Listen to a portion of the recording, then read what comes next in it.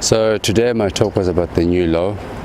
Basically every step you take, whether it's up or down, it is the new low. So whether whether it's in the league, whether it's in the championship league standing. So what I'm trying to get into, I know it sounds negative, the new low, but I'm trying to get people to, because normally when people get into the next level, they say I've arrived, and they get settled into that, they get happy with that. But if you say it's my new low, it motivates you to keep going. So there's never a limit, so you don't limit yourself. And as I said, the mind is a powerful thing, so you're always looking to grow and grow and grow. As it was said earlier on, I think it's, as coaches, we limit our athletes. I mean, we get into this level, we say we've arrived. So it's important to teach athletes and coaches that there's always a new level. I mean, I made an example of Eliud Kipchoge, who is the world fastest marathon runner. I mean, he broke the 4 minutes. He's now wanting to break the 2 hours for a marathon. There's actually a, what do you call it, a 159 project that he wants to, that he's been sponsored by IEOS company in Europe. So he's not doing this for himself. He's doing this to prove that to people that the human mind, to prove that we are not limited by physical capability, we are limited by our minds.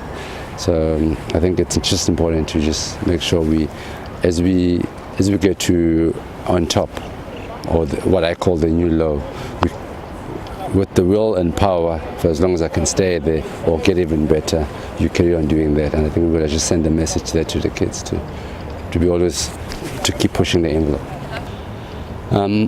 So for my own career, I mean, I've came through ranks from a junior rank to senior rank. As I said in my speech, that my road to Olympics was much more longer than a normal person. I've went through 3 cycles that I had disappointments, and I think I was motivated to keep going. That motivated me to keep going, and every time I'd fall down, I'll look for the next. So whether I had taken 2 steps back and a step forward, for me it was irrelevant. I just needed to keep pushing the envelope. I think the feedback, it's been good. It's been really awesome. And obviously with different motivations we've had today, which I think we were all in a similar. By the time I had spoken, I think it was just more the repeat of what's been said. But I think it's very positive. It's good to see that there are leaders out there that are loving the sport. A lot that I've learned. I thought what I've learned was from my coaches and mentor was the pinnacle. And today, after John's talk and after the other 2 coaches, the names, there are a lot of ways to skin a cat. So I think for me today, I'll take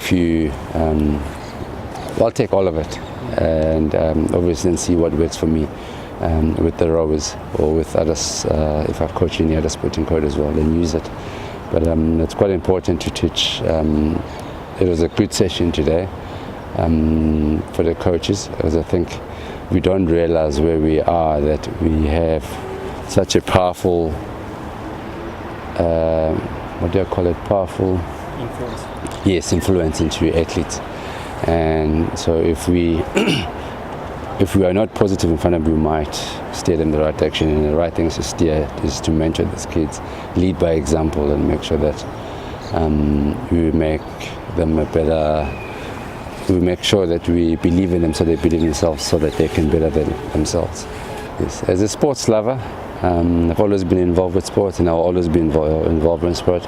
I will carry on passing the tools and my experiences, share my experiences with the young athletes, so that they can better their lives as well and do better things and reach higher, and so that they can reach their goals as well.